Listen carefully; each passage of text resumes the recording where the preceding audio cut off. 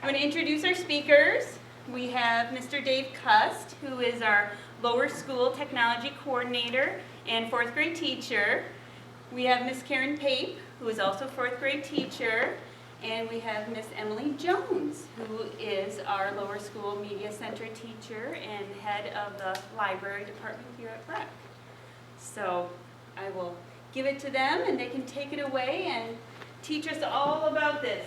Thank you, Lisa. I was telling Maura, I always appreciate the opportunity to come and talk to parents about technology from a parent perspective. You know, I've got 3 kids, 2 in college, 1 in graduate school, and I have lived through the digital years and the onset of those leaps and bounds as a parent as well as a teacher. So I feel somewhat qualified to kind of be addressing this topic. It could easily be a 3-day workshop, but we've done our best to condense it into about 30 minutes of really rock solid nuggets for you here to kind of absorb. We also are putting it on each of the 4th grade teachers' blogs, and maybe we can also post it in a few other places. The slides, that is, so you'll get to see the slides and the bullet points and things like that, and that's available as of this minute. But we are going to try to leave some time for questions at the end too, so we'll hopefully get some of them answered. But like I said, it's such a huge topic, it was difficult to decide where to kind of pick and choose our bullet points. But Karen's going to start. I think she's going to tell you more about the technology uses currently in 4th grade. Emily will sprinkle in some nuggets, and I'll talk about the citizenship piece before we take questions. Perfect. I too am really excited about this topic, so thanks for coming, and like Dave said, spread it around. The link is on our blog, so hopefully you'll be able to share this with friends and other people who are interested. I just wanted to start out talking about the whys of why we integrate technology into our curriculum. I think it's important to justify, what we're doing and really give you good, solid learning reasons why we're doing what we're doing. And hopefully, when you look at technology at Breck and you look at how we're working with our curriculum, you're not going to be able to see it as distinct technology, because when it becomes routine and transparent, that's when it's really used in an effective way. So the reasons we really use technology are these, because we really believe in these key components of learning. First of all, the most important thing I believe is it actively engages our students. And I'm just guessing that your kids have come home and are pretty excited about their new laptop computers. And that is really, we are so blessed to have this one-to-one opportunity, because as you can imagine, students are engaged by technology. But when they have their own computer that they can somewhat personalize, they really develop their own style with their laptop, how they research, how they do projects, how they access images. It becomes kind of an extension of them, and so kind of that transparent idea. And believe me, they are much more actively engaged than a passive classroom of a teacher talking and they're just sitting there taking in the information. As you can imagine, they love to work individually, but it really encourages collaboration, and you'll see the kids huddled together with their laptops working on projects together. And I'm going to talk a lot about this later, but we have an amazing program through our whole Google platform where the kids can actively collaborate with each other in real time.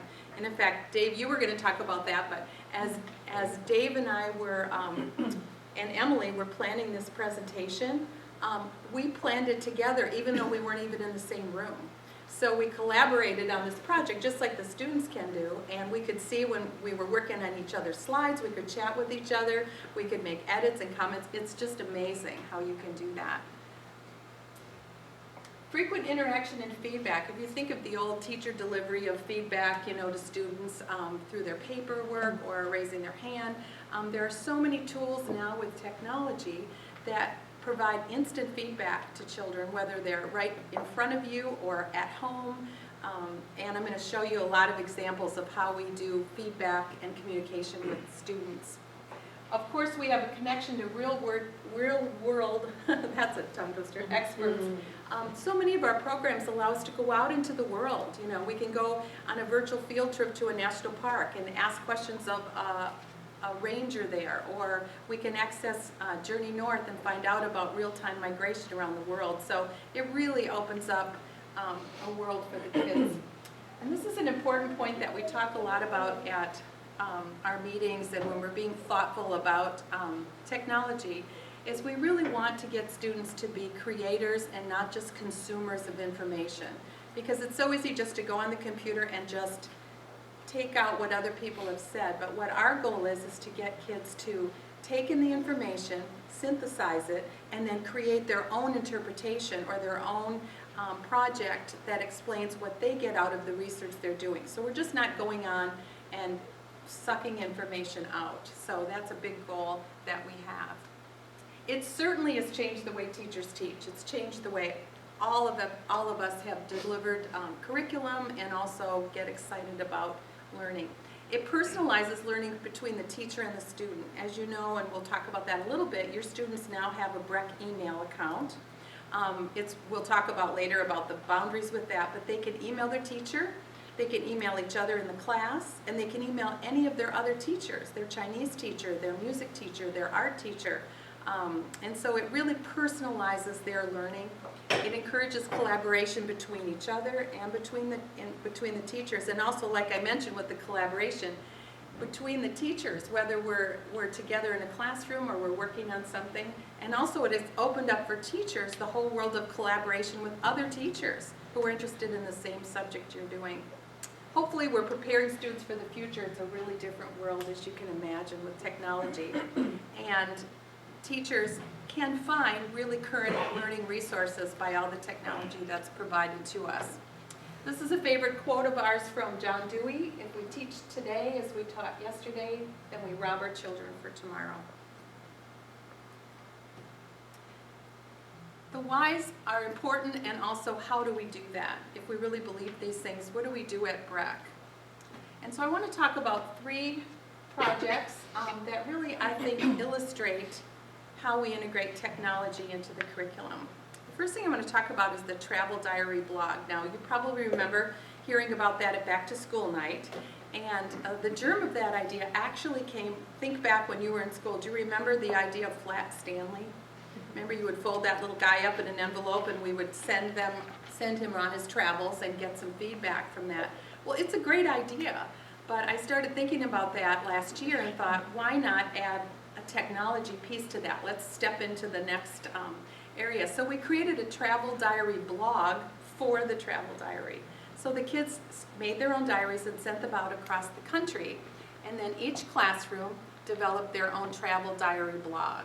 And this is what mine looks like, but the other classrooms look very similar to this. And so we welcome people when they get the diary to visit our blog, and we have a welcome page, and people can leave comments on that. At this point, I always turn this over to my students. They become managers of the travel diary blog. They're our little tech experts. And so when we get a postcard in, they have a data entry.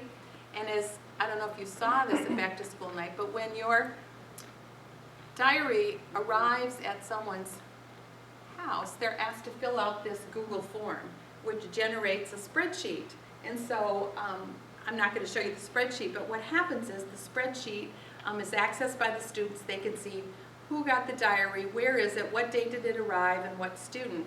And then the students go ahead and they can plot it on a Google map, and it will transfer the data over there. I wanted to show you our travel diary map from last year because it was just full of all the pins that we received last year. But this is where we are already. We've heard back from all these folks, and if the kids click or visitors click on each pin, they could say, oh, well, this diary came from California. It was from Henry's diary. This is where it was received. So I think that the idea of technology is engaging.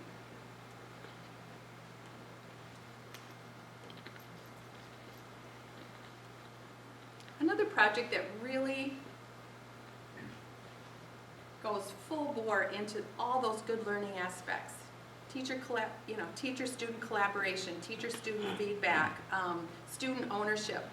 This is, I don't know if you're familiar with KidBlog, but KidBlog is used by all the 4th grade classrooms, and each class has their own blog set up.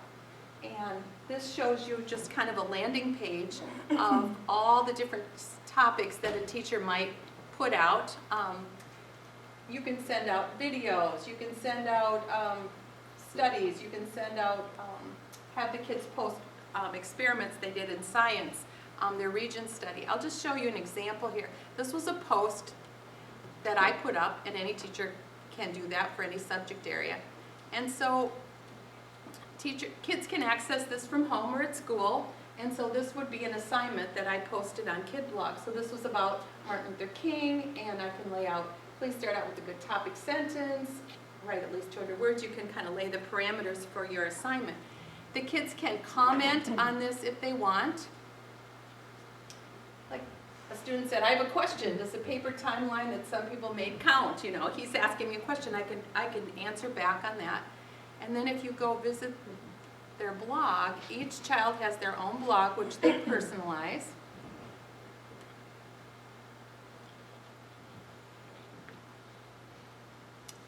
And these are all different posts that the student had written about going to the Science Museum. But let's see how she responded to Martin Luther King then. So she can put a picture on there. And she can write a response. And then her students can, the fellow classmates is what I want to say, can comment on that. So, wow, I agree that the I Have a Dream speech is a very important part of history. That was a great paragraph. I learned a lot. We teach about effective communication, what makes a good comment, you know, and how you can build on each other's learning. A lot of times it'll pop up, well, I have another question for you, or did you think about this? And so the chain of commenting gets going. So this will be something that you'll see your student working on quite a bit. Trying to get back to that menu.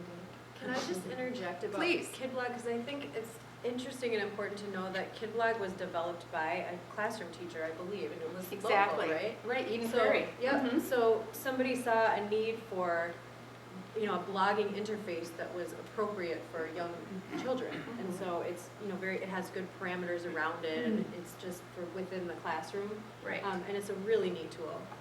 So, and we've had the developer come and talk with us. Mhm. So it's a really cool. And the only way the kids can access the KidBlog is through their own password, so it's not public on the web. In fact, it's not available to you unless you, which I think you should do, but be sure and participate with your child, but you have to log on with them to see the KidBlog. So, You know, the also lights for this last video for Google Classroom. what? I'll turn the lights off Okay. when you start this last one. The last thing I'm going to talk about today, other than the myriad of resources we have on our blog, on our resource page, is something called Google Classroom. We're lucky to be part of a Google suite of applications at our school. You can think of Gmail, Google Docs, Google Drive Documents is a place to create documents. Google Drive is a nice storage facility for all the things that are saved. And they managed through Google Classroom to integrate that into a seamless way for teachers to distribute assignments and collect assignments from students. So there's a video which really explains it, which I'd like to show you first, and then I can show you some examples of how it works in the classroom. Pay attention, it goes fast. Don't blink, you might miss. Dave, will this go full screen then? Yeah, sure. Can you help me with that? Thanks.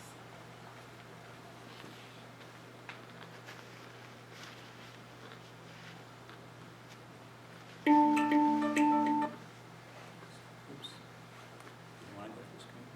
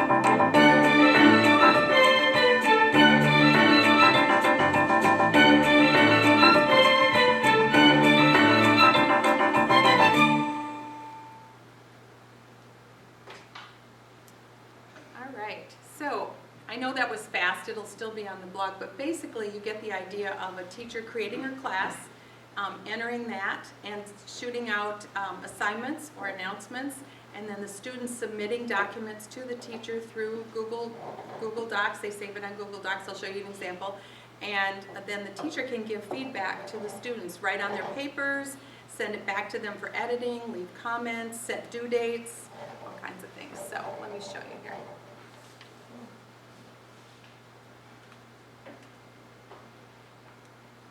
I've been working on setting this up with my class. This is something I did last spring. So I set up the state project through Google Classroom. So I was able to post assignments for all the components of the state project right on Google Classroom. So for instance, when I make an assignment, I can write in there what I'm expecting. I could put links on there. I can set a due date. And so for example, one of the assignments was the ABC book of your state. So the students can go to there and find out the assignment. Then what they do is they create their assignments on Google Docs, and here's what their ABC books look like. So see, I can look at all of them, I can edit them, I can give suggestions, or I can just say, great, you've turned it in, and we're all good to go with that. So, we just go back. And you see how that works. And so through all the assignments then, I could see where the kids were, who had turned them in, who didn't, and really the fourth graders just took to it so quickly, and it was really an exciting project to manage.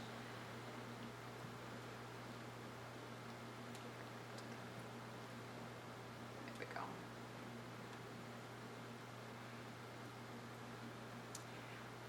These are just some projects that I wanted to highlight, but the fourth graders have access to a wonderful repository of resources that we've spent a lot of time collecting and feel that we wanted to pass on to our students. So they know how to get to this resource.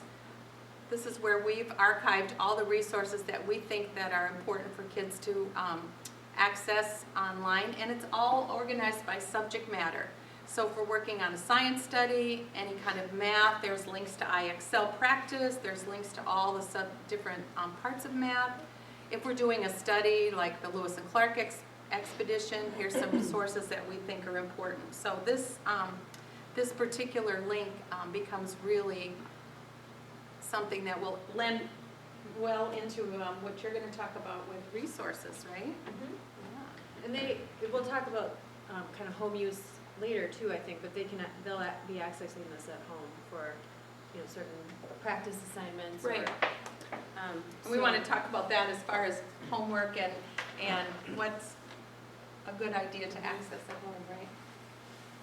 So I just wanted to show this because there's a link that all the students in lower school know about how to get to the library website. And so let me just get back to the presentation here. So I really view my role in the library and with research in fourth grade as kind of building a bridge between all of our vast print resources that we have in the library collection and the even vaster amount of information, some of it really high quality, a lot of it not so much high quality, and just building a bridge between those two environments. And so I talk a lot about, I'm sure you guys have visited the library and you've seen that we have a huge collection of really great print resources, and the kids are really good about navigating that and learning how to use that information and evaluate it and work with it, and they still do that in fourth grade. We're not just totally online at all. We're certainly using books and multimedia resources, and we also have access to the wonderfully huge internet. And so what I'm trying to do with my library website is sort of curate a lot of the online resources in the same way that I curate print resources that they'll use as well. So I talk a lot about just making that connection and kind of building that bridge. Information literacy is kind of a really important thing that we start to talk a lot about in fourth grade. And this is just a slide that kind of illustrates the pieces that all need to fit together. The research process model that we use in 4th grade is called the Big Six, and if you look at these aren't exactly the 6 components of that, but I'll go into the classrooms and give individual lessons on the components of the research process. So task definition, note-taking, evaluating sources, organizing your information, learning to write without plagiarizing, which takes a lot of practice. And in 4th grade, we have benchmarks where we don't expect that they're able to do that, but that they're getting practice at being able to do that. And what I'm trying to do with research in 4th grade is really set a good foundation so that in middle school and upper school and college and beyond, they can do quality research. They've been exposed to various research process models, and they're ready for college, and they're ready to be not just consumers, but creators of, the knowledge base of the world. So, so I collaborate really closely with the 4th grade team, and I'll do instruction on searching. We're all used to just Googling it, right? But I do real kind of targeted lessons about why Googling it is not enough, and why it's important to use other resources as well and compare results. And so on my website, we do use Google. We use a safe search, but we also use KidRex, which is a kid-friendly kind of a safe search version of Google for finding information. There are a couple of really great resources. This is the Electronic Library of Minnesota. Sweet Search for Me was developed for the K-12 environment to be, and the kids will go through and practice looking at their lists of results. If you Google a topic, you'll get 3 million results. If you enter the same search terms in something like Sweet Search, because you want to really find quality information, your list of results is much smaller, it's much more accurate, and it's going to be more helpful to you in the long run. So we work a lot with that, and I have links to that available to them, and I teach them how to use that. There are 2 big research projects in 4th grade that I work really closely with the team on. In the wintertime, they'll do a kind of a biography report that's really great, because it's not just a report about a person's life, but it really gets them to think critically about a person who's made a positive contribution to society, and the students get practice at writing in the person's voice. They think about why the person was heroic in some way, and so there's a lot of pieces to it. So the Hero Shiro project, we call that, and then the state reports that they do in the springtime. And so I'll be just synthesizing and working with them on all of those pieces that come together for really, really great results. And you'll be involved in those too, I'm sure. You'll be aware of all of that when it does come up. I'm really trying to teach them to take ownership of their own research life, and making sure that we are citing our sources and learning how, why it's important to attribute all of the information that we're finding. And EasyBib is an online citation generator. And while it might sound like, well, all of us probably remember having to write bibliographies and use the special formats. And what I like about doing it online now is it will just create the citation for you, but it frees up your time as a researcher to think more about why you're using a specific source. Compare it to another source that you used, and all of that evaluation and kind of critical thinking stuff. The nuts and bolts of how it's actually formatted, this will do it for you. The other great thing about the online citation generator is once they have an account, which they will set up in 4th grade, that account stays with them through middle school and upper school, and in other courses and other disciplines at REC, they will continue to use that account, so it kind of becomes like an online portfolio of the research that they've done, and then they'll have that living record, and then they'll see how much they've grown since 4th grade, right? It's really neat. It We is just have cool, folders, yeah. and they'll see all the projects that they've worked on. It's very And cool. again, then they're taking ownership. They're not just handing It's in that personalized Yep. kind of thing. Yeah, Right. It's great. Yep. And now I'm going to turn it That's me. over to Mr. Hust. Thanks, Emily. We don't just hand them their laptops and say, have at it. So when we get to 4th grade, we have a very carefully teacher-guided scenario that we take them through, which I'm involved in oftentimes too. But the whole school is umbrellaed under what we call the laptop values. And it's common sense type things, but we do rely upon them regularly. Treat your laptop with care. Use your laptop for academic work. Be honest and respectful in your communications. Be responsible for what you create. It's simplistic, but you can almost answer any question they have about what can I do with this by going back to these 4 bullets. We kind of, from preschool on up to 12th grade, we kind of like to redirect them to these, and we kind of hold them accountable for those kinds of values. As a 4th grade team, I get around to all the rooms, and as we distribute them, we also have them sign in kid language a student contract.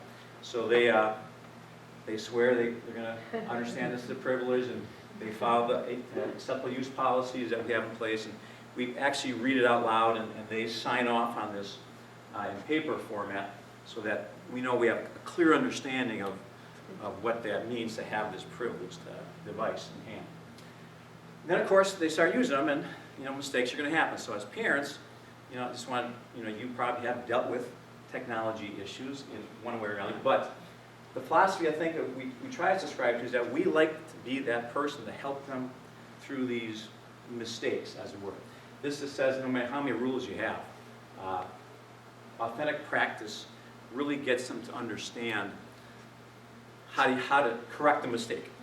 And it's going to happen where, oops, how did I get here? Or what do I do when I got here? And we want to be able to help them through those decisions that they have to make. And it can be pretty simple at first. We say, okay, well, you can go back, the back button. You can close your lid, or you can raise your hand and talk to an adult. But we give them some strategies, and we're hopefully trying to train them to deal with almost any issue that arises. We do have filters too on our servers and so forth, but they don't catch everything, and it's different at each division. But we do try to also limit their access in a variety of categories. But for parents, it's important to know when they start coming home, which will be in about a month or less. We typically start, as a 4th grade team, send them home at the end of October, beginning of November at the latest. They're a different animal off campus.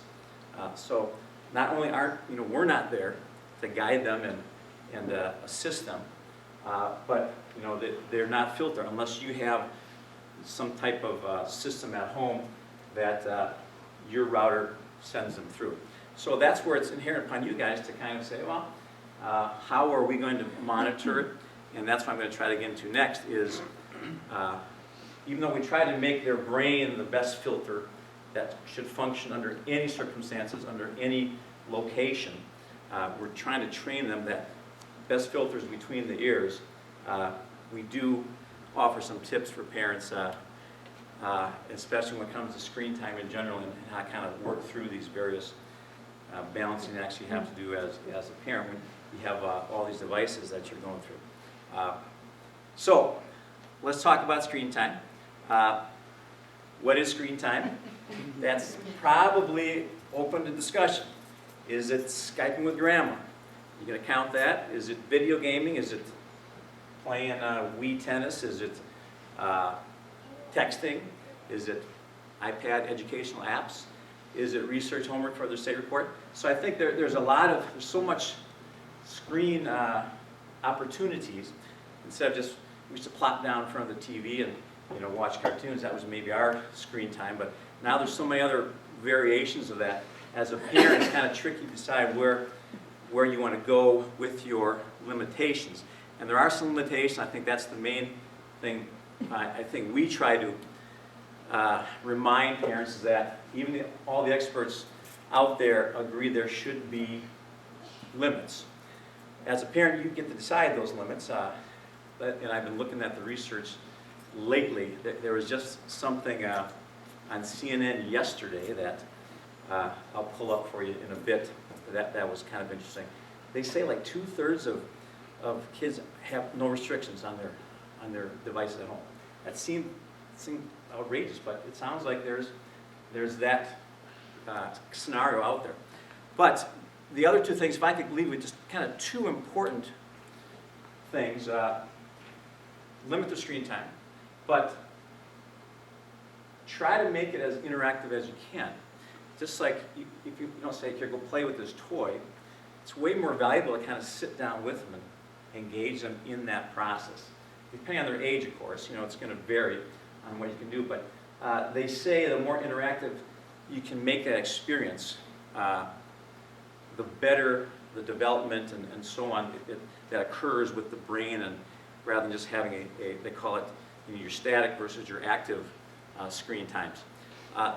This quote too, I think, would be a good one to kind of keep in mind, which again is common sense, but which you can apply to technology and media, of course. It can support learning and relationships with guidance.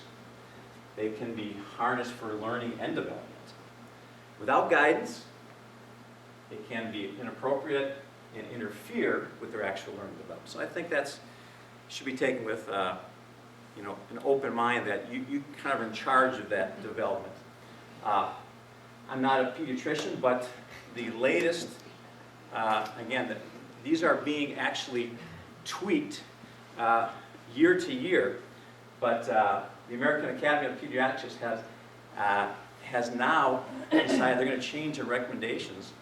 At first I thought, well, maybe they're going to say less, but they're actually saying it's okay, depending on the kinds of screen time you're allowing, to maybe give them a little more.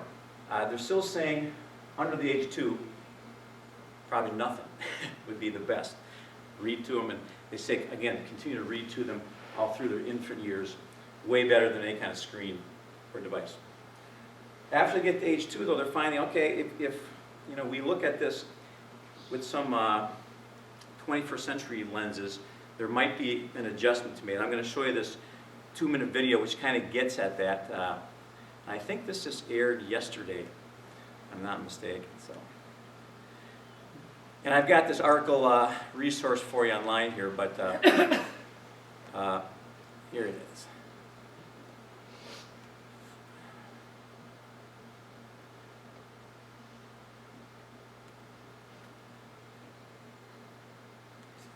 This up here. New screen rules.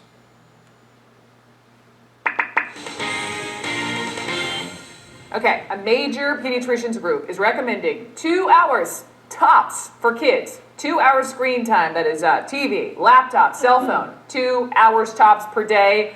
And I can hear it right now, your kids are going, LOL, Mom and Dad. And you know why? Because they know, as well as we know, that the tech world is their world. This is their home turf. So the author of the guidelines here, they're being issued by the American Academy of Pediatrics, he is putting this bluntly. His advice to parents, read the quote with me. This is the 21st century, get with it. That's right, Mom and Dad, get with it. Kelly Wallace is a CNN digital correspondent, and I should add a mother of 2 kids, ages 6 and 7.5. So Kelly, as a mom, let's cut to the chase, because compared to their parents, the parents I know, no offense, guys, are digital amateurs, I mean, what do they need to know as parents now to be able to police what their kids are doing? I know, and I'm cracking up because I really did love that quote. It is time, parents, to get with it. And here's the thing, Brooke, we don't have to become digital experts, right? For many of us, that's really intimidating, but we have to get with the program, right? We have to understand what our kids are doing. We have to learn a little bit, talk with them about what they're doing. If you don't understand it at all, talk to a friend, talk to teachers, talk to people in the community. You have to learn because, as you said, this is their world. We have to inhabit their world and help guide them, and the only way we can do that is by knowing something about it. But exactly, in helping them guide, when you read through the guidance here of the study, it says that 2/3 of kids have 0 restrictions on media use at home. 0, goose egg. But we all know it's the one thing to issue rules to the kids. It is quite another to have to enforce them. And with some of these kids, and I've talked to parents in doing my homework on this today, they're like, Brooke, it's World War III if you try to curb your screen time. So what is realistic, Kelly Wallace? I know. I have to say, I was surprised by that statistic. 2/3 saying they have no rules at all, no boundaries at all when it comes to electronic devices. That number seems really high, and there does seem to be room for improvement. And let's face it, Brooke, parenting is hard. It's a whole lot easier to say, go ahead, Johnny, do whatever you want. But is that really good for Johnny. And I think I've done stories, Brooke. I've talked to parents who have rules such as phones go off at 9 p.m., no phones during mealtime. Once you reach your maximum data allotment, the phone is done. The Does that kids work? don't love it. Yeah. I mean, one mom said, my daughter balked, and she said, Mom, no other parents do this. And you know what she said, Brooke? We're not the other parents. We're your parents. So I think the message is you have to be a parent, not your kid's BFF. I'll take your word for it, Mom. Thank you very much, Kelly Wellis. I appreciate it. Okay. So, gotta be the parent, but in summary, I'm just gonna wrap up with some of the tips that I found helpful in going down and setting some limits. So here are 6 basic tips. Set a good example. If you ever got your phone out or your iPad or you're on your laptop, that's not necessarily going to reverberate well with your own children. This was mentioned, I think, in the video piece. Try to make it active. Don't just use it as a babysitter.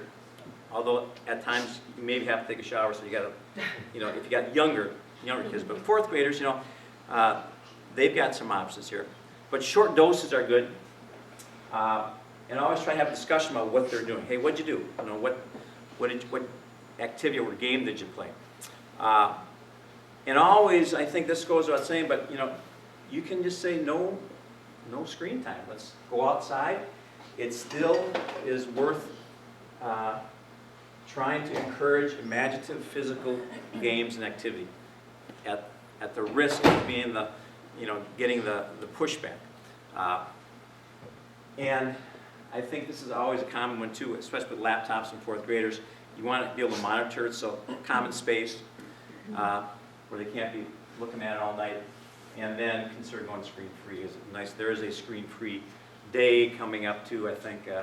There's always something that is worth pursuing. So there's your challenge. You've got to balance it all. And how you do that is certainly up to you. But that is the challenge. And we just hope that you can find some common ground and talk with your kids, build the trust, stay involved, be aware of their sites that they're going to, spend some time going there with them, because there's so much good stuff out there too. Sometimes technology gets a bad rap. There's so much good stuff. Find it together and try to manage that balance yourself. So that's just my spiel. We want to leave questions in a minute here, but do you have anything else? Well, and I just want to add too that at Breck we have a really solid character education curriculum. Character, always, respect every day. It's called the CARE curriculum. And so we have some really great common language that we use in lower school about the values that are important in interacting in everyday life. And what I think it's important to remember, and you can help your kids do this too, is that their online life should be conducted and lived using those same core values, right? And so whatever your family values are in real life, translate that into a digital life, because they will have a digital footprint that's created over the course of their education and adulthood.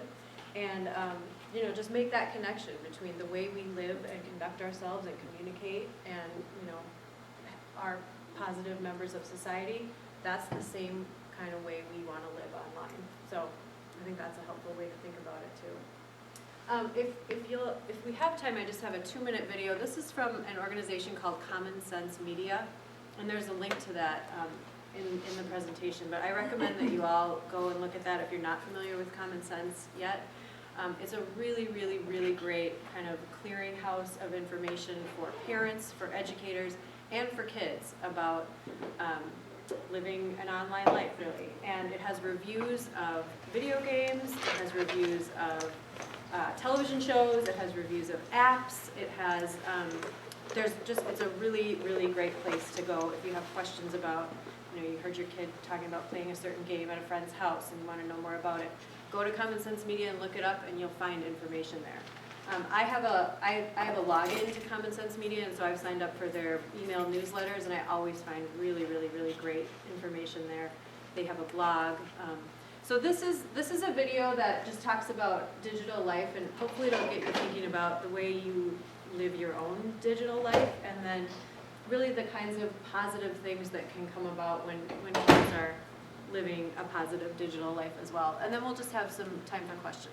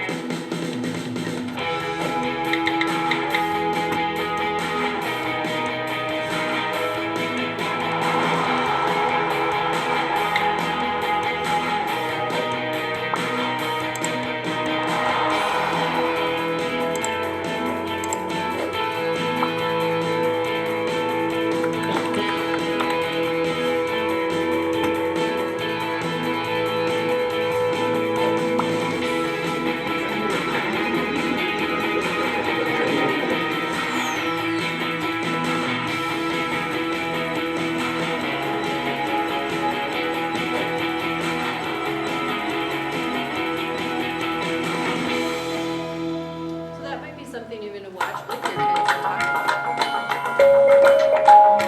about. So the next slide, commonsense.org is the website, but there's a link to it in the presentation here as well. And that's kind of hard to see, but you'll have the link to the presentation.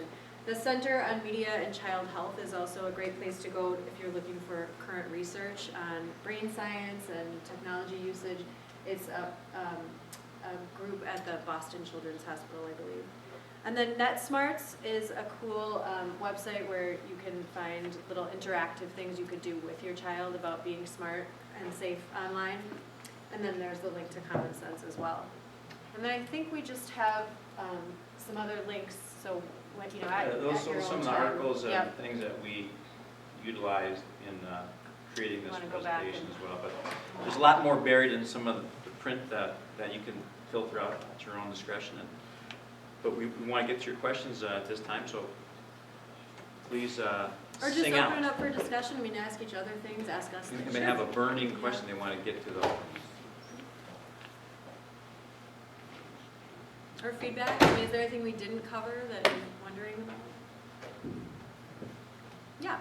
Am I correct to understand that they can actually email each other as classmates? Yes, we're just introducing that actually. They do, just like the middle schoolers, have a BREC email account, and so with filters that we put on, they can email each other, but we do, as you can imagine, we do a lot of introduction to that and talk about the BREC email is not to be used like texting. You know, it has an educational purpose. And so I found last year when our students first started using the email, they primarily used it to integrate with the Google Classroom, and so they would hear from the teacher or submit documents through there or talk about deadlines. They occasionally, when they are collaborating on a project, would email each other. But that's really an important step for us, is to lay that foundation and to talk about the parameters and respecting our values, so they understand the difference between, and we talk about, they may have their own email account, different from BREC, but the BREC email account is to be used for schoolwork. And it's pretty locked down. So It is. They can't receive email from outside of the Right. BREC domain, and they can't send email outside of the BREC domain.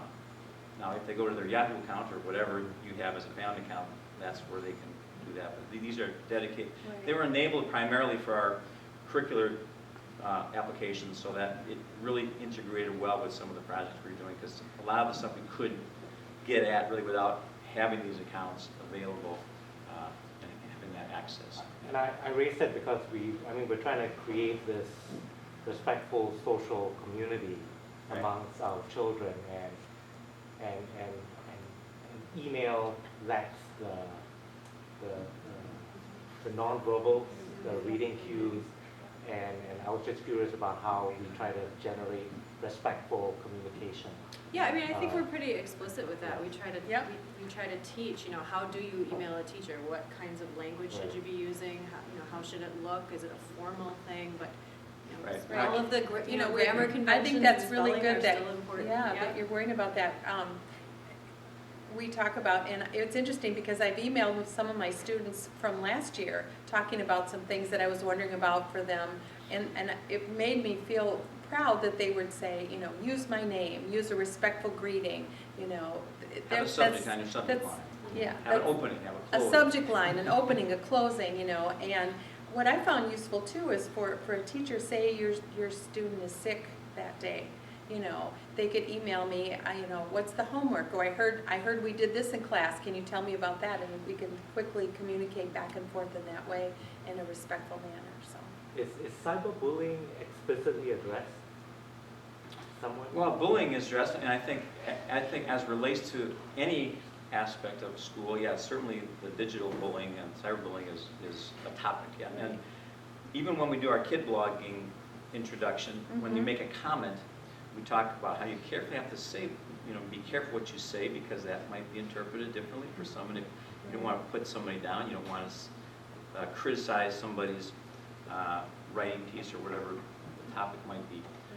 So yeah, it dovetails right with our CARE curriculum, which Well, is and also- reinforcing friendship, responsibility, etc., and our Breck Laptop Docs. Right. It's also part of Lisa Hirung's counseling curriculum. She comes and gives classes on, there's a whole series of lessons on bullying, and one aspect of that is cyberbullying. So it is addressed. And then they do reinforce it in middle school as well. I know there are specific lessons that the middle school technology coordinator will give all throughout grades 5 through 8 on that. Think before you type. So, on the Great Library website you mentioned, do the kids get the books or just only search in the library? Great question. They can search the library catalog. Anyone with internet access can search the library catalog. They don't have accounts within the library circulation system, so they can't reserve books or place holds or anything like that, or check things out. I do have some ebooks available, and I'll introduce those to the students later on in the school year, and they can read them online. But those are books that I've chosen. Does that make sense? Yeah.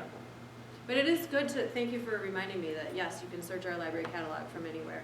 And I know there's a link on the Breck School main page too. I think it's under Breck Experience to search the library catalogs. So. Can you address just what does it look like to bring a laptop back and forth to school? It's interesting to me to picture this in our household, how this piece of equipment is it's not like a binder that I picked up at Target for $4.99. What that looks like every day for a student. Well, it'll be in a black bag, and it'll have a shoulder strap and a pouch on the outside.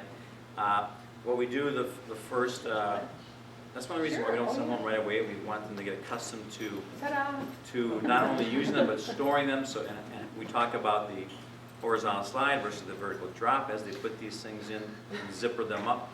And ultimately, when they come home then, they'll be expected to carry those a certain way and in a respectful way, and when they get home, not just drop it.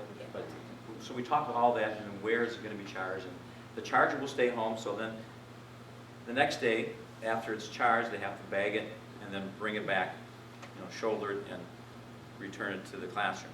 Then sometimes they'll be traveling with that laptop to Chinese or another, part of the building. So it's important that they keep using that bag and that they utilize all the tips for caring for their laptop accordingly.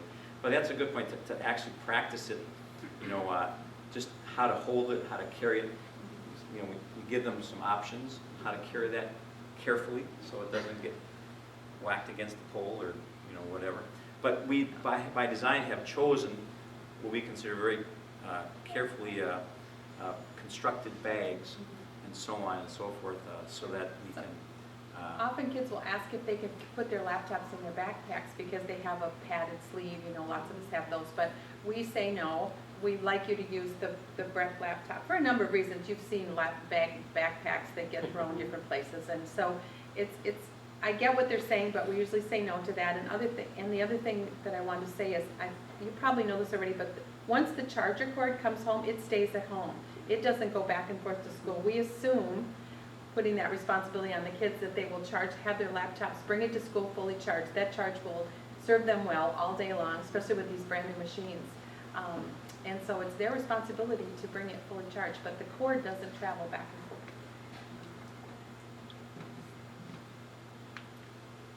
So, can you sort of approximate how much screen time they're having every day at school? Because if the recommendation is now 2 hours, Right. and if they're having like 90 Right. minutes at school, then it Right. would be really be a very short time at home. Well, we have the potentially. same balancing act, I think, that we have to walk too, because likewise at home, you have to, have a carefully thought out, and sometimes it's content specific or project specific, depending on the day of the week. But as teachers, we're very conscious of that balancing, that we don't let them stay in from recess, for example. You can't stay in from recess and work on your laptop. You can't, there are times when, we don't take them out of the bags on certain days or certain weeks, depending on the things we're doing. But other days will be heavier because it's a project day, it's a research day, and so on and so forth. So I would say that, I hazard to say a number, just like I wouldn't hold you to a number at your house. But, not all day, not every day, and it would range from 30 minutes to 2 hours maybe if you added all the minutes together, depending upon the school day and the subject and the teachers they're visiting that day or not. But that's a great question. It is a great question, That's And I think it comes back to those laptop values that we keep instilling on the kids, because that main one, are you using the laptop for educational purposes?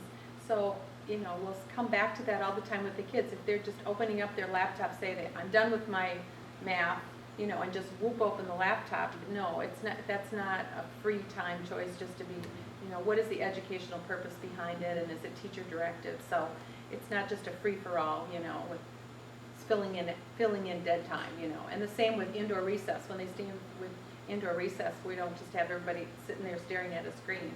We really believe it's important for the kids to socially interact with each other and maybe play Scrabble or something, It was one of the things we worried about more when we started the one-to-one, which was 8-10 years ago almost now, in the 4th grade, was would it really create islands of isolated kids looking at screens? And it really was the opposite. We found that it created more bridges for collaboration and talking, and because they're sharing this tool, and it really opened up some other ideas for us as teachers as well. So it was a thoughtful progression we have been on for quite a while now. And we do try to be thoughtful about making sure there's time every day for, reading, print, right? So it's not supplementing all of the other things that are happening in their very busy days. I guess just one other question going back to this reading and print. So when you start a research project, is the first place to go the internet for information, or is there a culture that maybe like the first place is the library? I mean, is there a sense of like, where is the first place? Because obviously the library actually had a little meeting with Ms. Jones. I'll let Emily get to that, but I'm not sure. It's termed different ways, but some of us call it inside-out research. Inside meaning you start with the stuff you have right there in front of you. Maybe it's a book in the classroom. Then gradually branch out. Maybe it's a book in the library or whatnot, and then it branches out accordingly to the expert in the field via, email or something. How do you address that? I mean, I would skew toward the latter, where we think of the library as the first place to go, physical place, even online place, but, if you're looking to look up a book. Right. But yeah, I mean, I think we have a culture of. Yeah, I think The that's what library. we've done out, Emily used the example of the Hiroshima project or the state project. We always start with the books first. So we go down to the library, what books do you have on you know, these people. We work with Emily, so we put together, you know, book collections and lists. So I like your analogy of starting inside out. You know, we start with where we are there, look at the book, kind of decide what we want to learn about, you know, kind of form a little idea in our mind of where we're going with this research, because, you know, like you said, it's huge out there. And then before you just go out, start searching, develop some questions, you know, of what you want to find out, say about that person or about that state. And I think the teachers are really mindful of directing that before they even get on there. Right. Some guiding questions, you know, not just open-ended, let's go out and see what's out there. And Google it, right. Yeah. Yeah, no. Does that answer that? Yeah. Okay, thanks. Are there any more questions or anything? We are actually finishing right on time, which is amazing. So, thank you, thank you, thank you. And feel free to follow up with, you know, me if you have other questions about library stuff or research. Always